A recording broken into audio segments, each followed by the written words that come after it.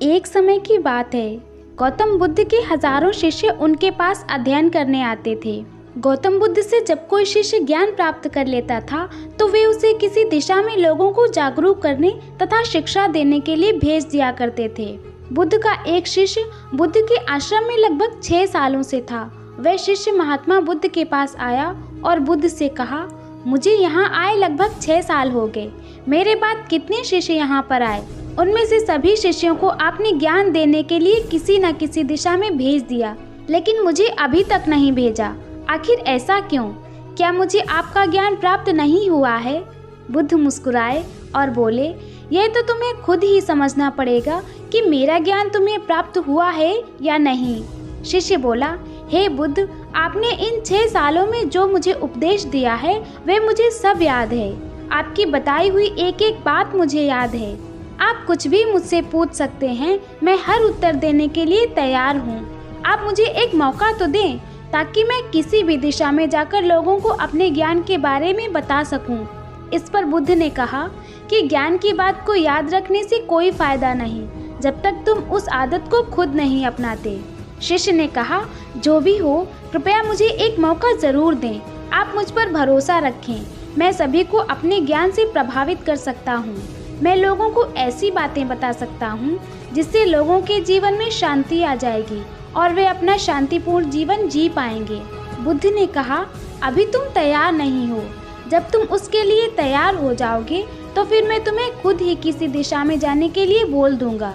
शिष्य ने कहा, क्या आपने मुझे इन 6 वर्षों में इतना भी ज्ञान नहीं दिया कि मैं किसी को भी प्रभावित कर पाऊँ? बुद्ध ने कहा, ठीक है, तुम पूर्व दिशा में चले जाओ। वहाँ एक गांव मिलेगा। वहाँ से भिक्षा मांग कर लाना और अपने ज्ञान से लोगों की मदद करना।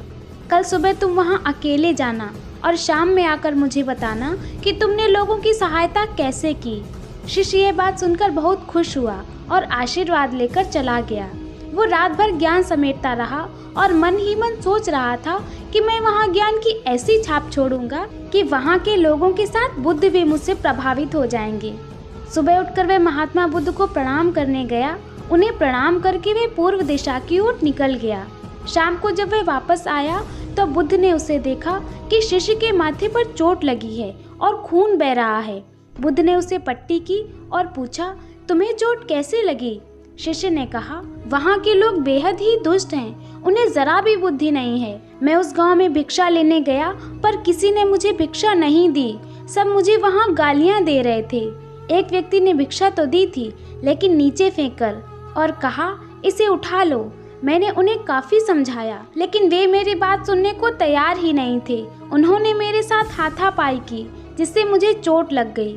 बुद्ध, आप मुझे दूसरी जगह भेजिए जहाँ के लोगों में ज्ञान हो और वो इस तरह ना हो। बुद्ध शिष्य की बात सुनकर मुस्कुराए और बोले, अगर दूसरे गांव में भी ऐसे ही गांव के लोग होंगे तब तुम क्या करोगे?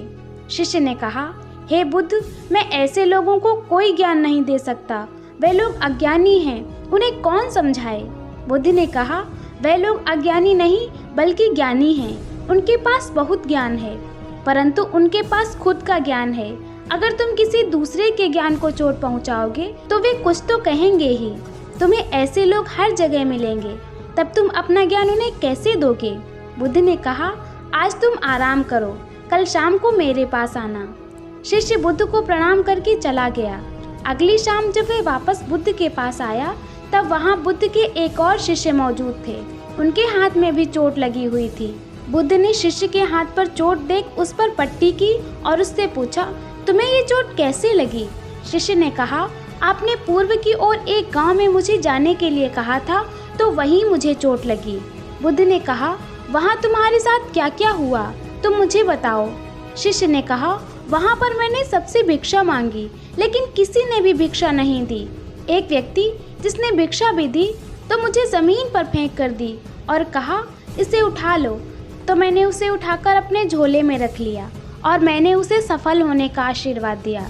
तब उस व्यक्ति ने मुझसे कहा, आप बड़े अजीब लगते हो। मैं आपका अपमान कर रहा हूँ और आप मुझे आशीर्वाद दे रहे हो। तो मैंने उनसे कहा कि आप दानी हो, आपने मुझे दान दिया है इसलिए मैं आपको आशीर्वाद दे रहा हूँ। फिर मैं वहाँ से आगे गया तो कुछ लोगों ने मुझे वहाँ से वापस जाने के लिए कहा। उन्होंने मुझे कुछ अपशब्द कहे और मुझ पर पत्थर भी फेंके, जिससे मुझे चोट लग गई। और जब मैं वापस आ रहा था तब रास्ते में मैंने एक माँ को रोते हुए देखा। वह अपने बीमार बच्चे को लेकर चिंतित थी। मैं तुरंत जंगल से जाकर उसके लिए जड़ी बूटी लाया, लेकिन वहाँ के कुछ लोग जड़ी बूटी देने नहीं दे रहे थे। फिर मैंने उनसे विनती की वे मुझे उस बच्चे का इलाज करने दें। उसके बाद वे जैसा कहेंगे मैं ठीक वैसा ही करूँगा। फिर जिस व्यक्ति ने मुझे भिक्षा दी थी उसने गांव वालों को समझाया। तब उन्होंने मुझे उस बच्चे को जड़ी बूटी लगाने दी। उसके कुछ देर बाद वह बच्चा ठीक हो गया। फिर गांव के जिन लोगों ने मुझसे अभद्र व्यवहार किया था उन्होंने मुझसे माफ़ी मांगी और धन्यवाद कहा। फिर मैं वहां से वापस आ गया। हे बुद्ध, मेरी आपसे एक विनती है। उस गांव के लोग बहुत भोले भाले हैं। क्या मैं रोज उसी गांव में जाकर भिक्षा मांग सकता हूँ?